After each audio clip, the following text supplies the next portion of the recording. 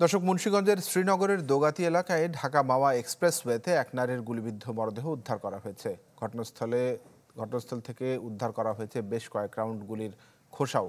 এ বিষয়ে সরাসরি কথা বলবো। শুভ ঘোষ সেখান থেকে আমার সঙ্গে যুক্ত হয়েছেন। শুভ। রিগেল এম্পোরিয়াম হানিবার্ড অফারে জিতে নিতে পারেন ইন্দোনেশিয়ার বালিতে স্বপ্নের হানিমুন।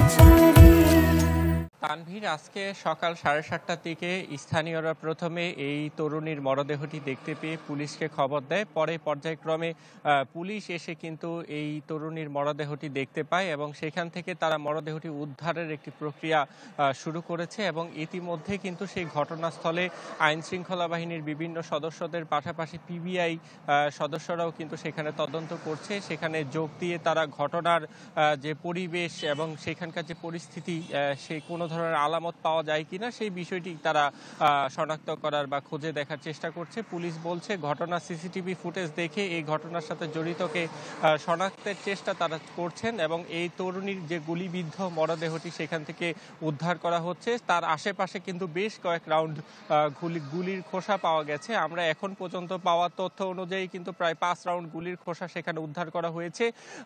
পদ্মা সেতুর মাওয়া প্রান্তের যে টোল প্লাজা, সেখান থেকে কিছু দূর আগালেই যে মাওয়া রেলওয়ে স্টেশন, শ্রীনগরের দোগাছি এলাকা, তার পাশেই কিন্তু আসলে এই তরুণীর মরদেহটি উদ্ধার করা হয় এবং এই ঘটনায় ওই এলাকার মানুষের মধ্যে কিন্তু এক ধরনের আতঙ্ক বিরাজ করছে। যেহেতু ঢাকা মাওয়া এক্সপ্রেসওয়ে এত গুরুত্বপূর্ণ একটি মহাসড়কের মতো জায়গায় গুলি করে এক তরুণীকে হত্যার পর এখানে মরদেহ ফেলে রেখে যাওয়া হয়েছে, সেই ধারণাটি পুলিশ করছে।